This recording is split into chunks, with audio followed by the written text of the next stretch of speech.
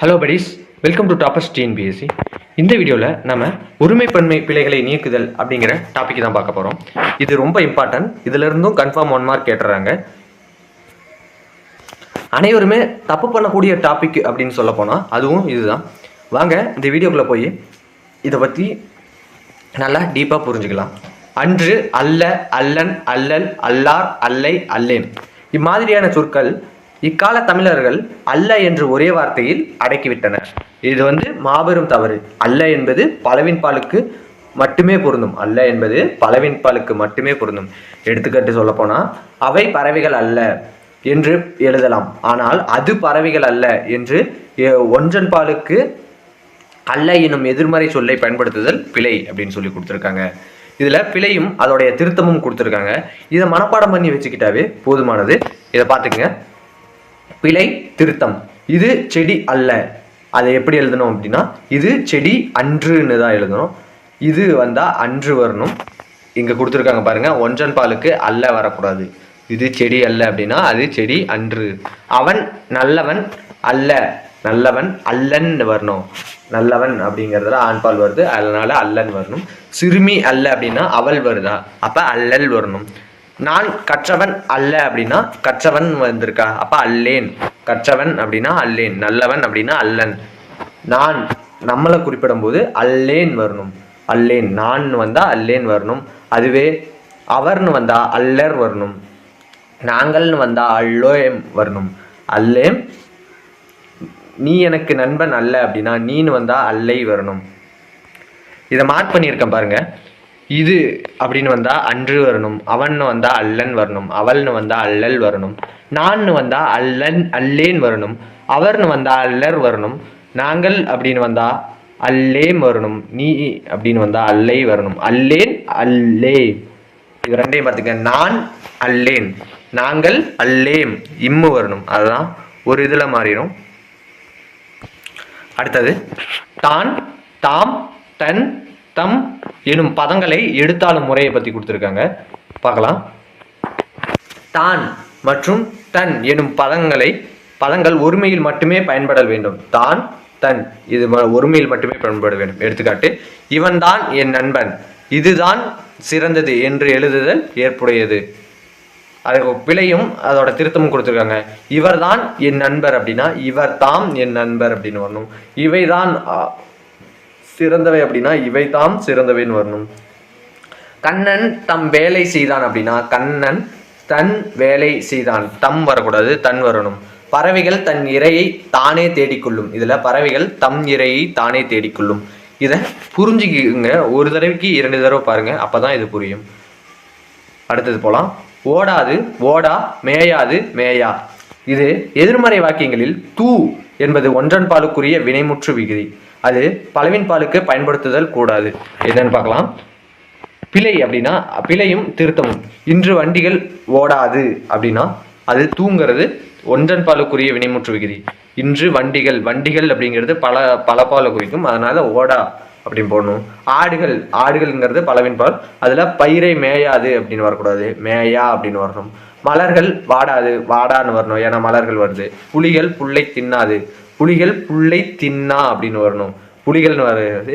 இதுவே புலி அப்படின்னா என்ன வரும்? புலி புல்லை தின்னாது அப்படின்னு வரலாம். ஆனா புலிகள் புல்லை தின்னா அப்படின்னு தான் வரணும். மான்கள் நில்லாது அப்படின்னா மான்கள் நில்லா.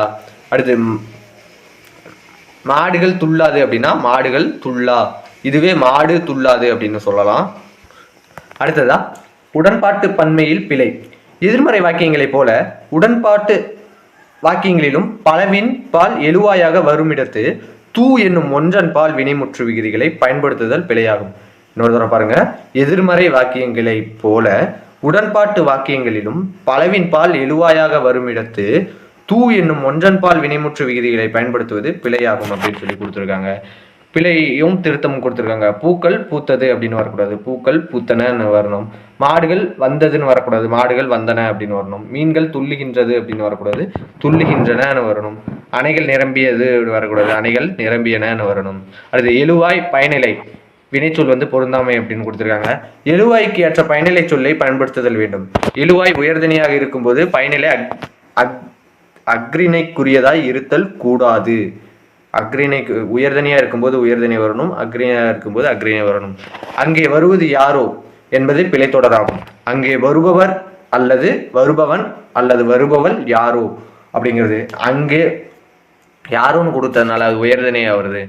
சொன்னது நீதானா என்பது பிழைத்தொடர். சொன்னவன் நீதானா என்பது தான் நேர். அடுத்து சொன்னது வருவது போன்ற வினைமுற்று மற்றும் வினையாளனியும் பெயர் சொற்கள் அக்ரிணைக்குரியன. அவை உயர்திணைக்கு பொருந்தான்னு கொடுத்துருக்காங்க. அடுத்து எழுவாய் பயனிலை வினைச்சொல் பொருந்தாமை. இச்சொல்லி இலக்கணங்கள் ஒரே பொருளை தரினும் அவை பயன்படும் இடங்கள் வேறுபடும். இதுல பாருங்க, இதுவும் எழுவாய் பயனிலை பொருந்தாமை தான், இதுவும் எழுவாய் பயனிலை பொருந்தாமை தான். ஒரு என்னும் சொல் உயிர்மை எழுத்தில் தொடங்கும் சொற்களுக்கு முன்பும் ஓர் என்னும் சொல் உயிரெழுத்தில் தொடங்கும் சொற்களுக்கு முன்பும் வரல் வேண்டும். பாருங்க, ஒரு இலை, இங்க உயிரெழுத்து இலைன்னு இருக்கா, ஈ வருதா, அதுக்கு ஒருன்னு போடக்கூடாது, ஓர்னு போடணும்.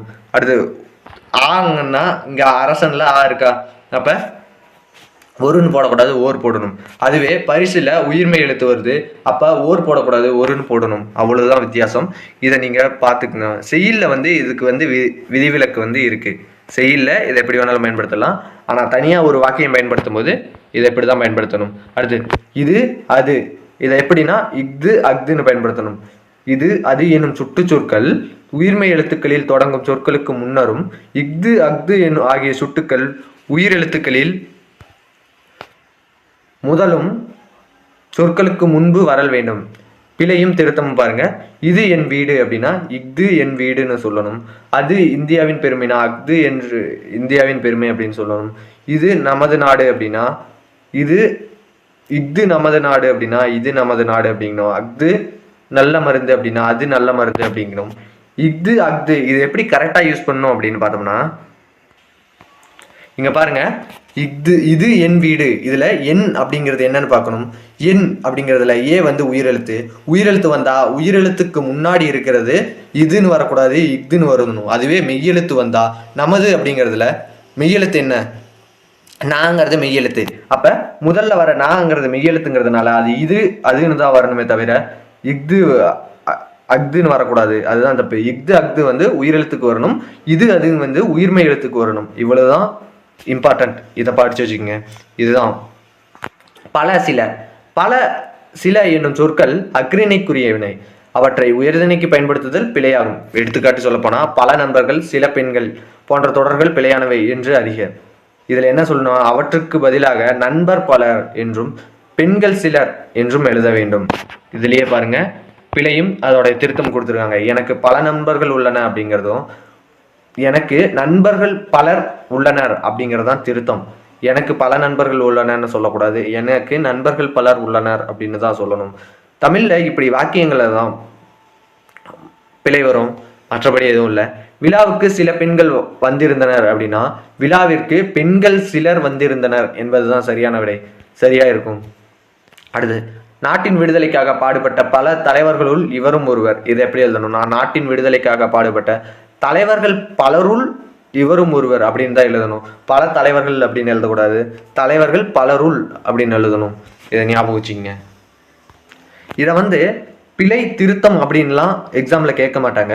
ஒரு 4 ஆப்ஷன் கொடுத்துட்டு இதுல இது அது ஒரு தொடராகவும், அப்புறம் இதுமாரி எனக்கு பல நண்பர்கள் உள்ளன, அப்புறம் ஒரு நாடு ஒரு வீடு, அதுமாரி 4 ஆப்ஷன் கொடுத்துட்டு இதுல எது தவறானது அப்படின்னு சொல்லி கேட்பாங்க. அப்படிதான் கேட்க வாய்ப்பு இருக்கே தவிர இதுமாரி கேட்க மாட்டாங்க. எடுத்துக்காட்டு கொடுக்குற பாருங்க. இப்ப புலிகள் புல்லை தின்னா. 2வது ஆப்ஷன் பறவைகள் தன் இரையை தானே தேடிக்கொள்ளும். 3வது ஓர் இடம் 4வது இது நமது நாடு. இந்த 4 ஆப்ஷன்ல தவறானது எது அப்படிங்கிறத சொல்லுங்க. இந்த வீடியோ பிடிச்சிருந்தா லைக் பண்ணுங்க, ஷேர் பண்ணுங்க, சப்ஸ்கிரைப் பண்ணுங்க. நன்றி.